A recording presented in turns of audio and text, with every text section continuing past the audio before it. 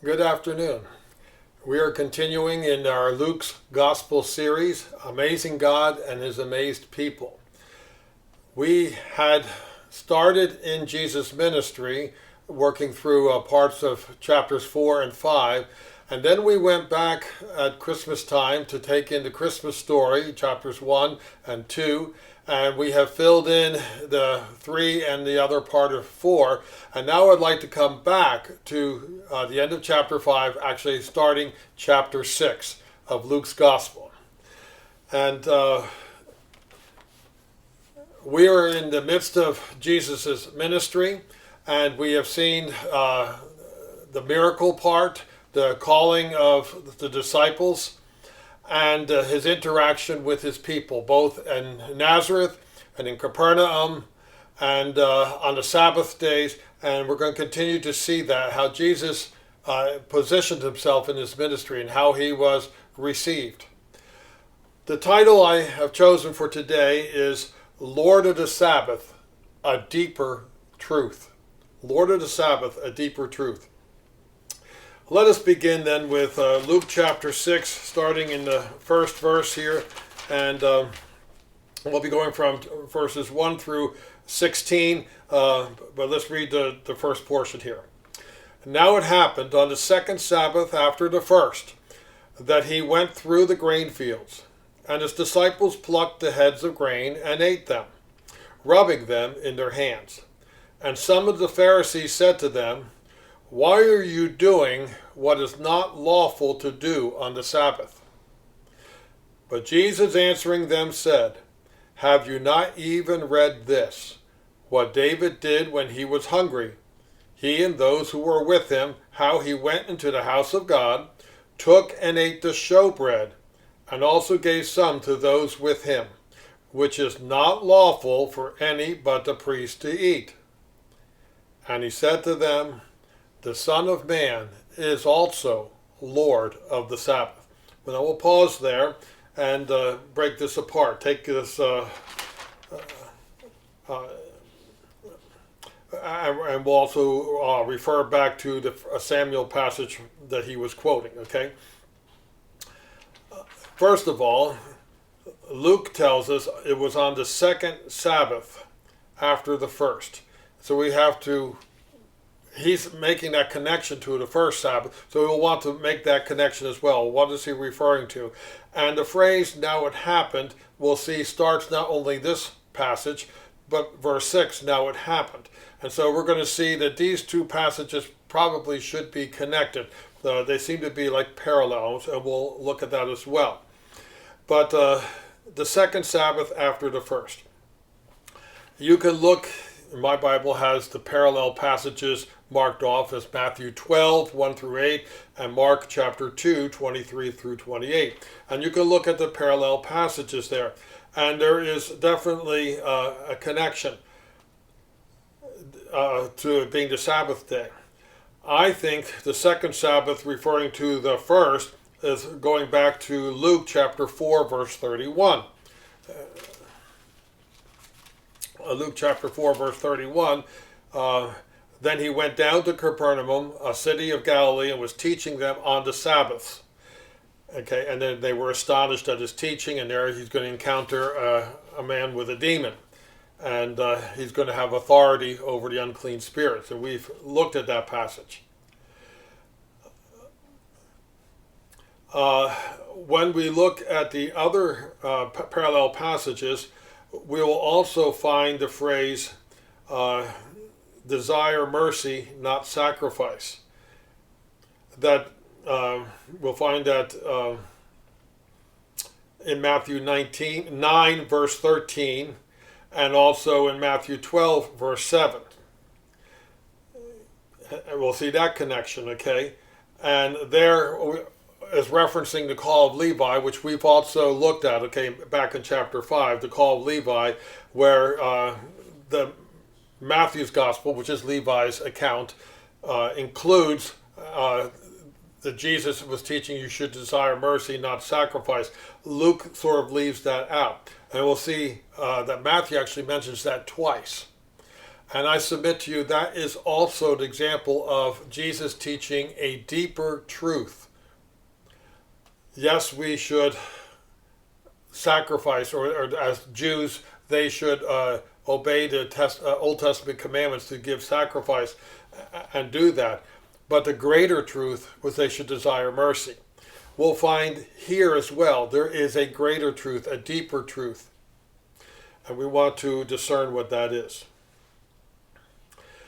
When we see the phrase, now it happened, is this just an innocent occasion? Was this planned? Well, I believe on Jesus' part, he's just doing ministry, not avoiding the confrontations that are going to come. As far as is it planned, it seems like there's Pharisees definitely having an agenda. And I have to wonder, what were the Pharisees doing following Jesus and disciples? They were about the countryside doing a harmless thing of taking some grain for a snack. And culturally, and this was a very acceptable practice, they weren't trespassing, they weren't destroying farmers' fields, they weren't gathering harvest to secretly take home and take advantage of anyone. They were just rubbing a few grains of to get the value for themselves to eat as a snack, and it was perfectly acceptable. And that in itself was not what the Pharisees were commenting, but they had defined that as a work. Not that God had defined it as a work, but they had made a definition that that was a work, and therefore it was violating the cardinal rule of the Sabbath.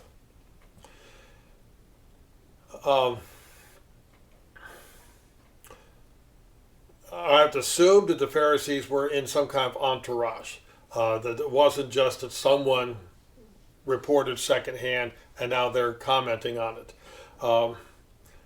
That Pharisees might be following, that there would be a larger group following Jesus and disciples, very understandable. But clearly, the Pharisees have an agenda in mind when they now take the occasion and they ask the question, why are you doing what is not lawful to do on the Sabbath? And I think that statement, that question, is very telling of what was in their hearts and their whole perspective, how they approached the whole situation. Were they even receiving whatever else Jesus was talking about and sharing about? Were they even enjoying the atmosphere of the group of people following and desiring to know more about this Jesus? Instead, they were pouncing upon an infraction of a rule that they're implying is a God rule, but it's really a man-made rule at best, and they're making no distinction of that. And we have to be aware that there are many people, and sometimes ourselves included, that we are more focused on a rule, on being able to make a demarcation between the adherents and the non-compliant, and that we're trying to bring a division and a separation, and perhaps even establish a hierarchy of those who are approved and those who are disapproved. A dangerous mindset to be in. Now let me comment from the outset here. I am not against rules. And certainly as a Christian school teacher or any teacher in the classroom, if I'm going to have any degree of management and efficiency and decorum in the classroom, there have to be rules. Usually the fewer the rules, the better. And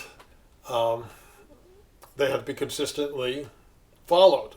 Otherwise, they're really not rules.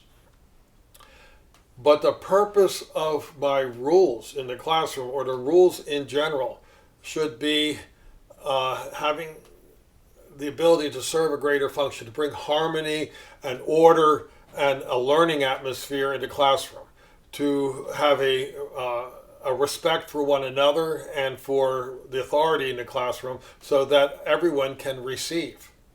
That's the purpose of the rules. It's not just so we could discriminate with, oh, they're good and they're bad. Be very, very careful when you're an enforcer of the rules. Always keep in mind what's the greater purpose. What is the deeper truth?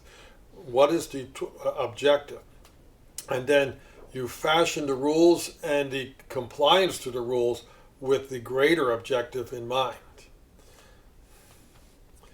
Would say a lot more on that. But let's take Jesus' response. He's not caught off guard. He's not necessarily offended. He's not shocked.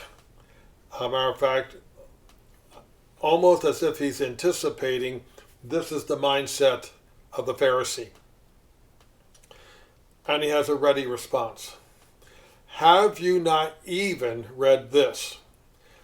Putting the even there, when we throw an even in there, that gives a little bit of tone. Not necessarily attitude, but tone. I might interpret that as,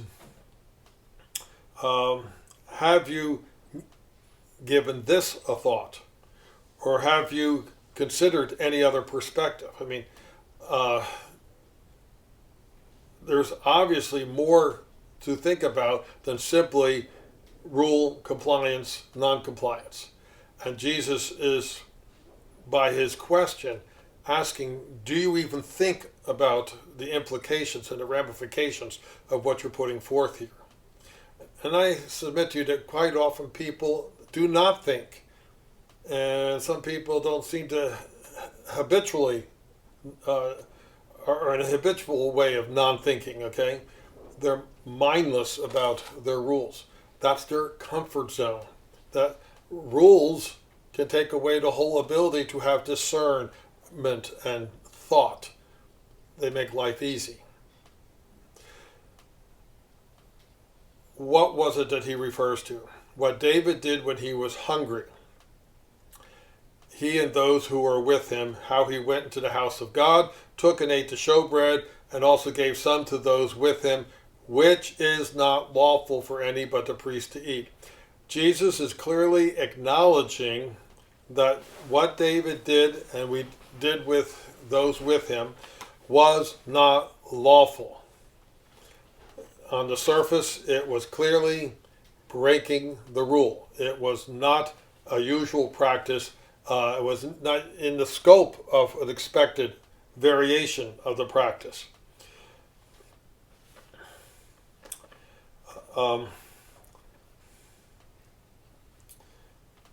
So a rule has been broken. Jesus is acknowledging it. He's not walking away from it. He's not walking it back. He's not covering it with, let's say, the president was celebrating, and so a mask rule that he had just uttered didn't apply to him on federal property in front of the Lincoln Memorial, for an example, if you will.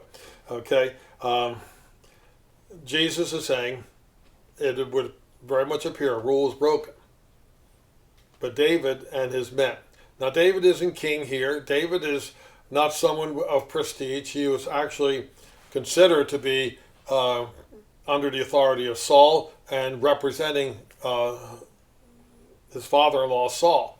And him elected priest will be looking at it that way. Let's actually turn to that passage in 1 Samuel 21. And it's verse 6, but we'll read 1 through 6 here to get the context.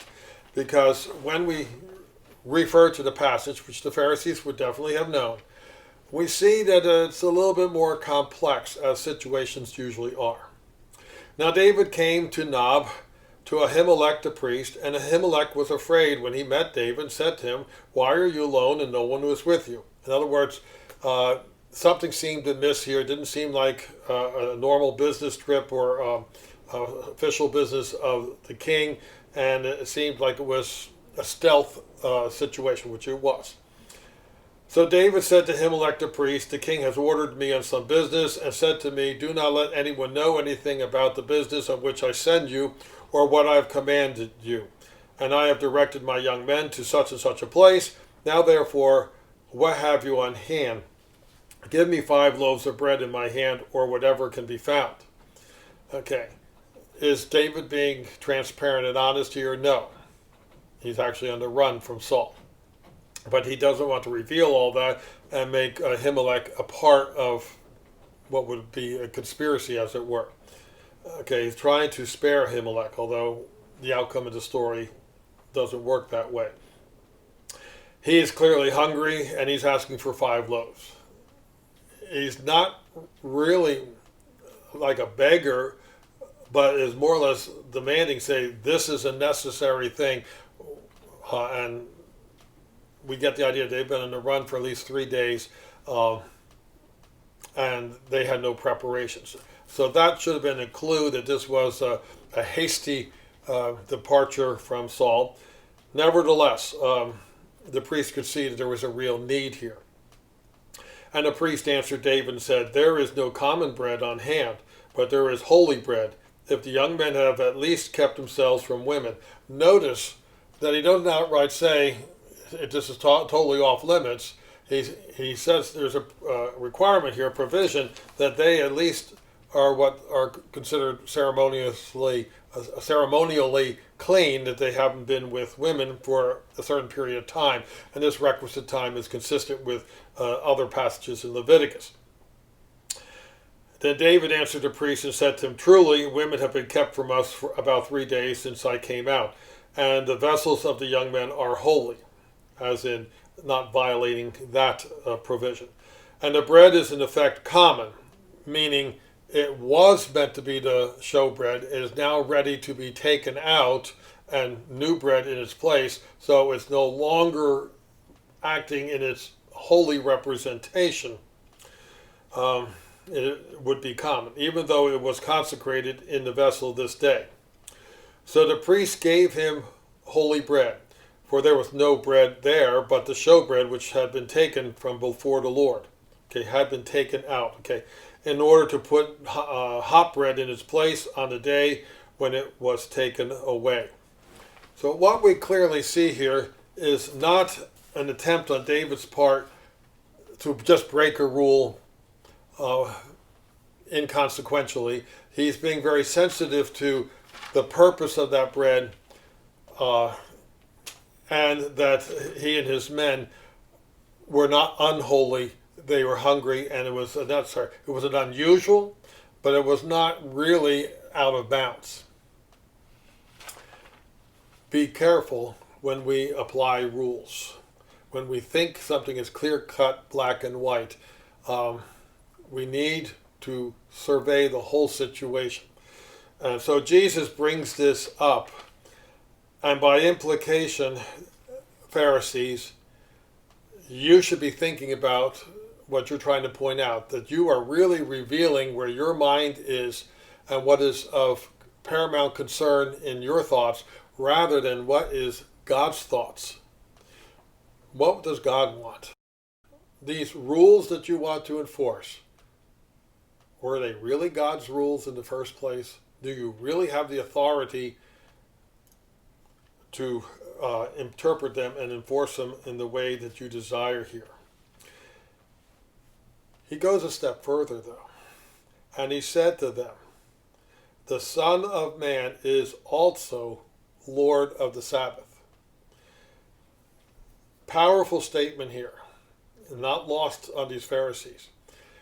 He is saying that the Son of Man, yes, he's referring to himself, but he's using that title as the ultimate son of Adam that was to be the seed that would crush the serpent, the promised anointed one, the Messiah.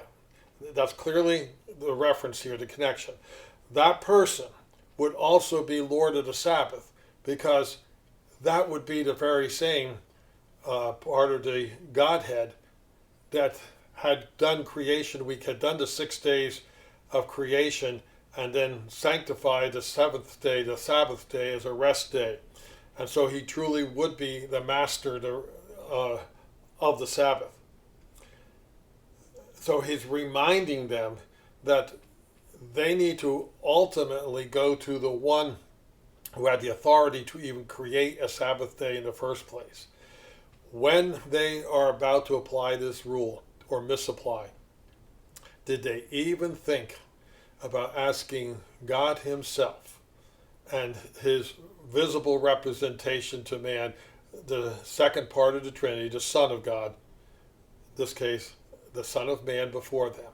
Did they ever let it come through their thought that they should check out with the ultimate authority, what is the correct thing to do here? What should my attitude be? What should my ultimate goal be? What is the deeper truth? And I submit to you, we would be far better off in life if we would think along those lines. Go to the source of authority on every situation. Let God inform us of what is the real purpose of the rule, so that the rule is a blessing, not a hindrance. As I said earlier, the passages are connected. Now it happened, in verse 6, now it happened. So let's look at the second passage here.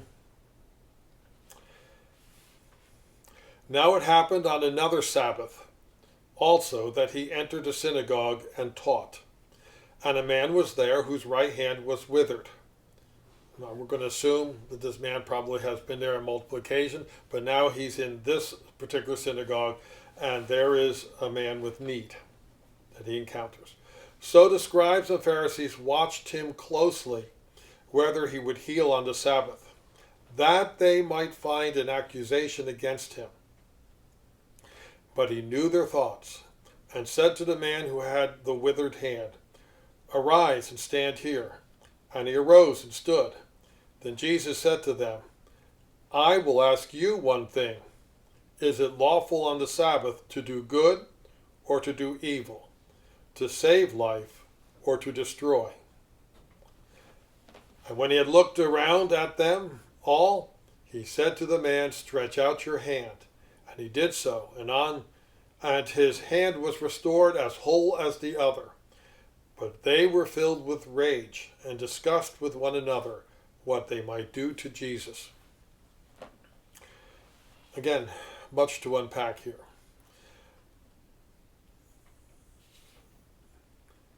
I believe this was a circumstance that he would encounter, but it was a ripe setting.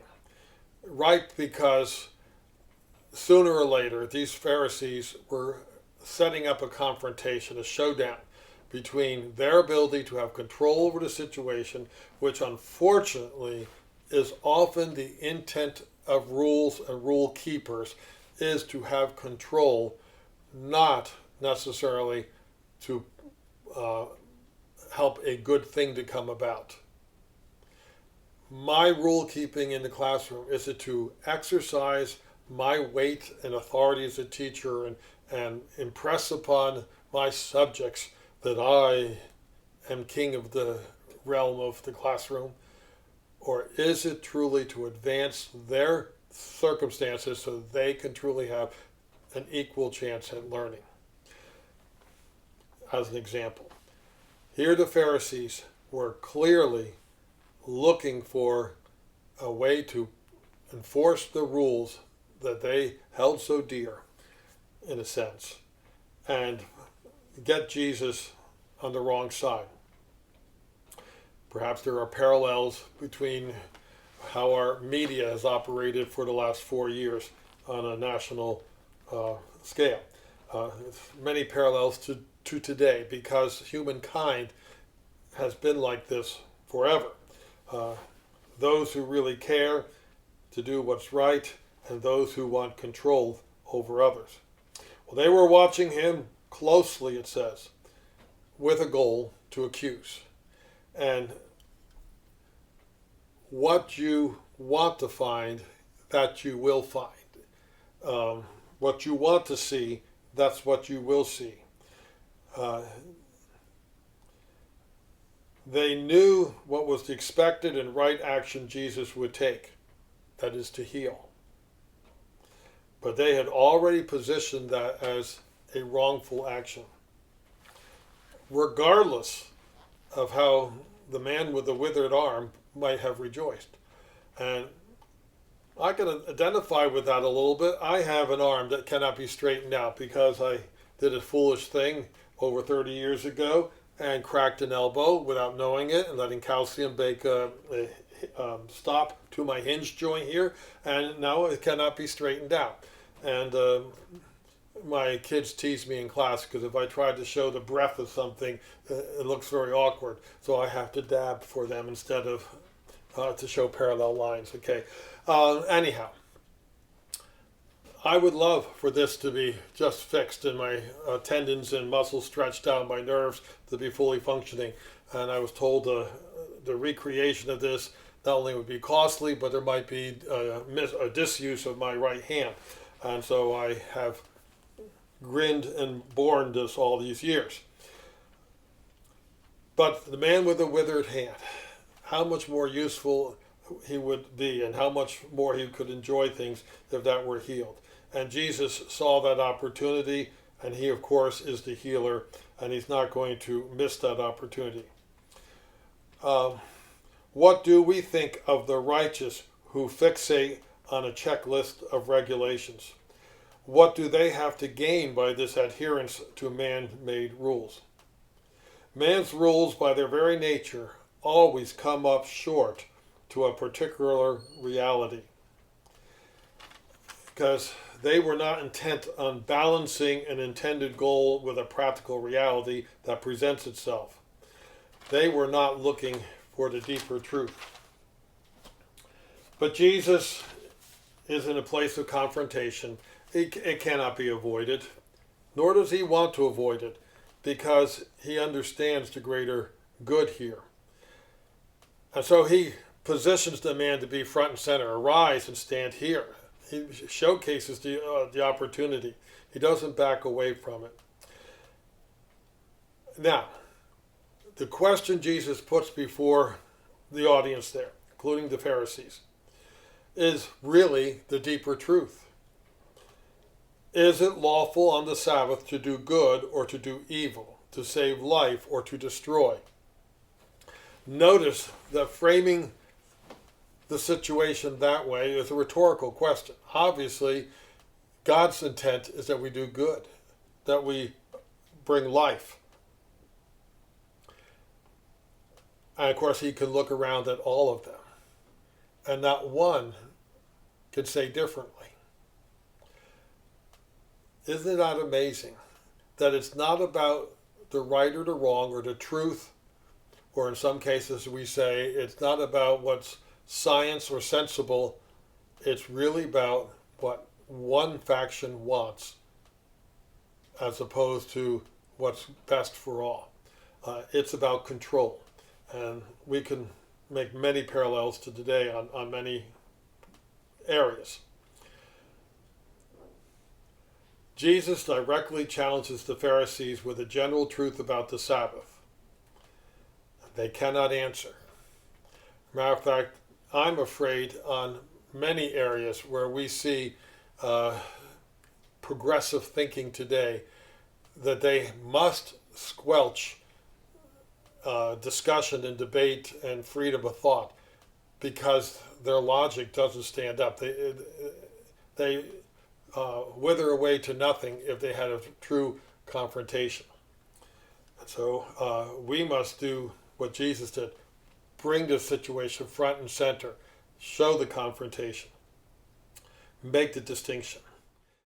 So Jesus has told the withered man to stretch out his hand.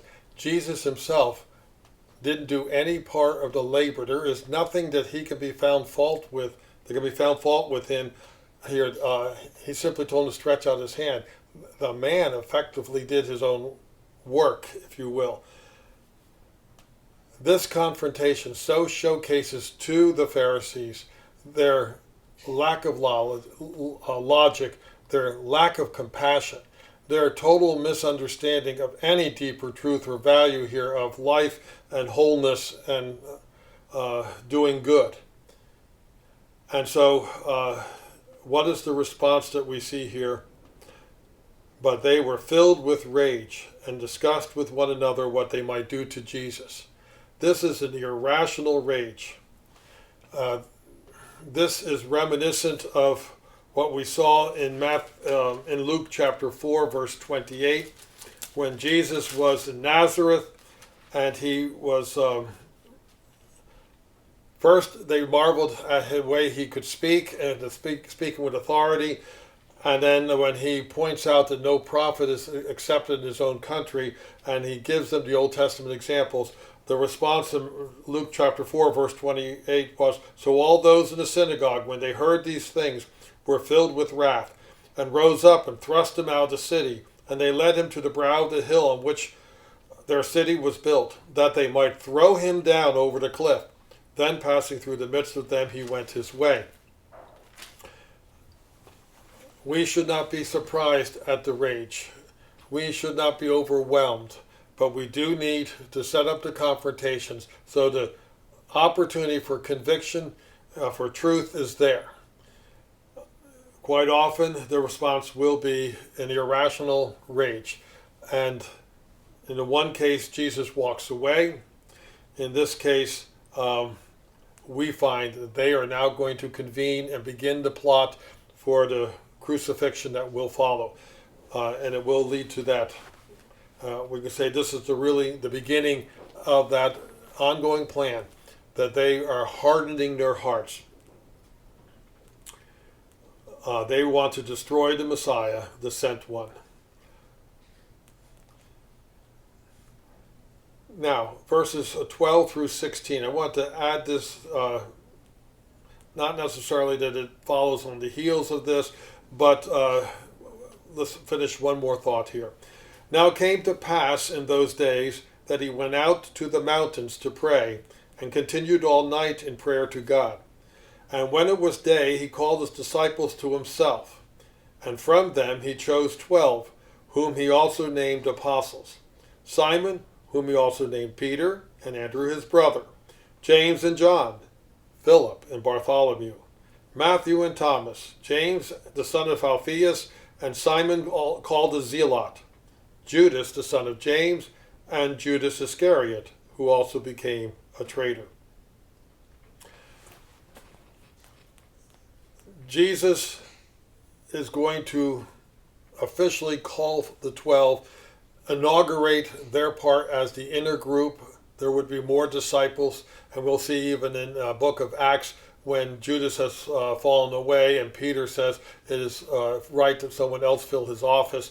They list as a requirement people who have been with them the whole time of their ministry since the baptism of John to the present, and they have several to select from, 2 in particular, and one, Matthias, gets the vote there by the Holy Spirit. So there are other disciples that will stay around them, but there will be the inner 12 who also have a special commissioning. And of these 12, we see Peter listed first, as it were, sort of the head, if you will, or he'll be the spokesman on the day of Pentecost. We'll see named last will be Judas Iscariot, who also became a traitor. That very phrasing, "also became," makes it clear that he wasn't chosen to be a traitor. He wasn't determined that he would deny the Lord and actually be part of the conspiracy to overthrow Jesus, but that would be his choice. He was actually chosen to be an apostle, but he would set that choice aside and become the traitor. And Jesus would say it would have been far better had he not been born to make that decision. But that was his decision to make, as it is our decision to receive or reject. Notice also these names may seem different in other lists. Bartholomew may very well be the Nathanael that we see in John. Matthew is also Levi. Peter, of course, is really Simon, but renamed Peter, and so forth. We have the 12 here. Now, notice that Jesus goes apart to a mountain and prays all night before making the selection. Jesus is not making a mistake when he chooses Judas. He's not just taking a gamble and hoping this will all work out. 3 years of training, these will be good. He has totally relied on God the Father. And spending a whole night in prayer upon this important selection. I wish I could say there have been many a time that I have given a whole night in prayer, but I have not. And there have been times I've had to rise in the night or awaken during the night and go to prayer and bring my thoughts back to God. Most of the time, like my father, when I am horizontal, I am sound asleep. That is my MO. But Jesus is giving us the pattern, the example of where should we be getting our instruction from, through whose authority do we make our decisions, both great and small. It is in concert with our fellowship with God the Father, with the Holy Spirit ministering. Had the Pharisees in the other two selections been willing to look to God, they too would have caught on to the deeper truth. They would have realized who the Lord of the Sabbath was, the very Creator, and that He was here among them. What a privilege they had to be in His presence. They would have realized the greater truth of what was the Sabbath day all about. But that's when we could get together as God's people and experience healing and goodness and life. May we be so careful as we apply rules, that the rules serve the purpose that they're supposed to serve, and that we are always mindful of the deeper truth. I'm reminded of C.S. Lewis's The Lion, Witch, and the Wardrobe, and Aslan on the stone table, who was about to offer himself as a sacrifice, but he realizes, in Lewis's words, there's a deeper magic, there's a deeper truth. And of course we'll see that the stone table is broken and Aslan, as it were, is resurrected. That story is trying to portray the greater truth here of what did Christ do. He presents himself as one of us. But the deeper truth is that he had to give up everything so that we could have heaven. Let us be people that look for the deeper truth, that keep our focus on God, that are in communion and in prayer and letting the Holy Spirit inform us and challenging our decisions, not based on our years of wisdom and experience, but what does God tell us is the right thing to do, that we might not make the mistakes that the Pharisees and the scribes did in these passages. Next week we'll return with Luke chapter 6, starting at verse 17, and we will notice that Jesus has come up on a mountain, and this is a parallel passage to the Sermon on the Mount that we see in Matthews 5, 6, and 7. And so we're probably on some mountain plateau, and there will be a crowd of people, and we're going to get a privileged look at the very essence of what is the heart of God. Is His very essence that we can check off the right boxes and hold people accountable to a set of arbitrary rules that we have embraced? Or are we connecting people truly to the Savior? Thank you for listening. May God bless you this week.